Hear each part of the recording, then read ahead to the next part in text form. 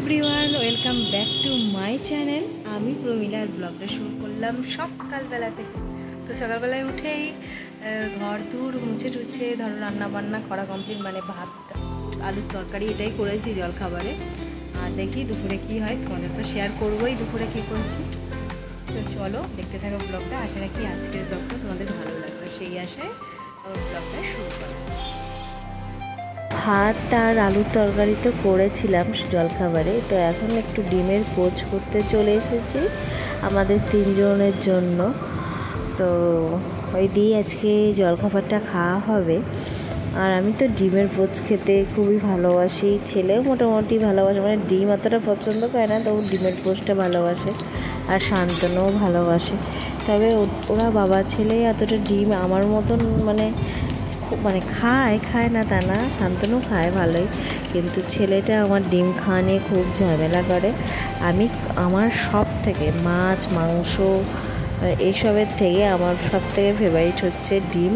মানে আমাকে যদি ডিম দেওয়া হয় আমি বেশি খুশি হয়ে যাব, মানে মাছ মাংসর থেকেও। তো যাই হোক, আমি তো ডিম খেতে খুবই ভালোবাসি, আর বিশেষ করে ডিমের পোচ, ডিমের যাই বলো না কেন সেই সব জিনিসই, ডিমের পোচটাই বেশি পছন্দ। তো যাই হোক, একটা মনের মতন খাবার দিয়ে আজ অনেকদিন এভাবে খাইনি, তো খাবো এখন আজকে। তো যাই হোক, তোমরা পাবে ন্যাকামির আদিক্ষাতার শেষ নেই যে এই আবার কী আবার, কিন্তু না, অনেক সময় না এই সামান্য জিনিসগুলোই অনেক সময় খুব খুব প্রিয় হয়ে যায়, আবার খুব ভালো লাগে, মানে এগুলো থেকে বঞ্চিত। মানে আগে যেমন ডিমের পোচ দিয়েই মানে কি বলো তো ভাতই খেতাম প্রায়, মানে যাই রান্না হোক না কেন, আমার মা বলো বাবা বলো ডিমটা ঠিক মানে রেখেই দিত যাতে ডিমের পোচ দিই। এখন সবার সাথে মানে বিয়ে হয়ে গেলে মেয়েদের তো সব কিছু তাল মিলিয়ে চলতে হয়, সেই জন্যেই যারা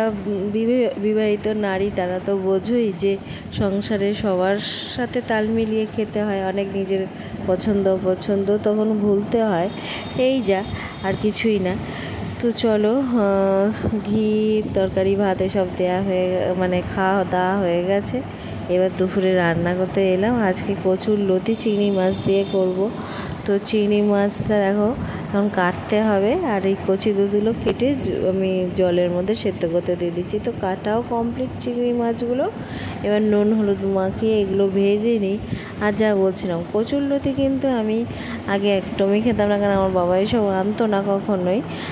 তো বিয়ের পর যেহেতু শান্তনু পছন্দ করে, আর এবার স্বামী যা পছন্দ করে, ছেলে যা পছন্দ করে, আমাদের অর্ধেক মহিলারাই সেটাই খেতে হয়। হ্যাঁ, চিংড়ি মাছ আমার খুব ফেভারিট, ইলিশ মাছ চিংড়ি মাছ এটা তো খুব ফেভারিট। ডিম ইলিশ মাছ চিংড়ি মাছ দিলে আর আমার কিছু চাই না। যাই হোক, তো আজকে সব আমার মনের মতনই মোটামুটি খাবার। তো কচুলতিটাও এখন ভালোবেসে ফেলেছি, কি বলে তো থাকতে থাকতে মানুষ সব কিছু পছন্দ করতে শুরু করে দেয়, সেটাই।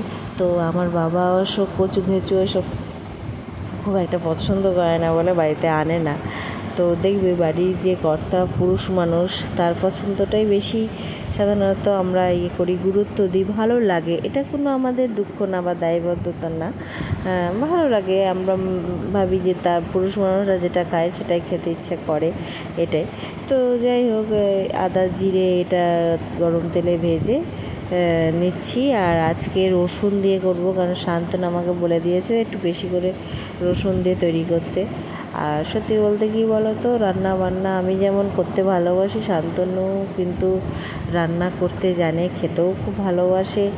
আর একটা উৎসাহ, কারোর উৎসাহ থাকলে পারেই মানুষ আরও বেশি করতেও পছন্দ করে। তো ও অনেক কিছু বলে দেয় আমাকে, আমিও করি। আর এই দেখো রসুন বাটা দিলাম, যে এইভাবে করো ভালো লাগবে খেতে, আমিও তখন আনন্দ সহকারে করতে শুরু করে দিই, কারণ কেউ যদি না বলে তাহলে তো করা সম্ভব হয় না, বলো। তো আমার মানে এই ক্ষেত্রে ও খুব মানে এই ব্যাপারটাই খুব বলি। তো যাই হোক, এগিয়ে দেখো দিয়ে দিয়েছি, এইগুলো বলে দিল যে এইভাবে করতে, আমি করছি। আমাকে বলেছিল রসুন বেশি দিয়ে করতে। তো যাই হোক, ওর সঙ্গে বিয়ে হওয়ার পর থেকেই আমরা কচু খাই, প্রচুর রকম আইটেম। আগে তো মানে তখন তার ব্লগিং করতাম না, মানে বিভিন্ন রকম কচুর এই যে মাথা দিয়ে হ্যান করে ত্যান করে অনেক কিছু খাওয়া হয়ে গেছে জীবনে কচু দিয়ে।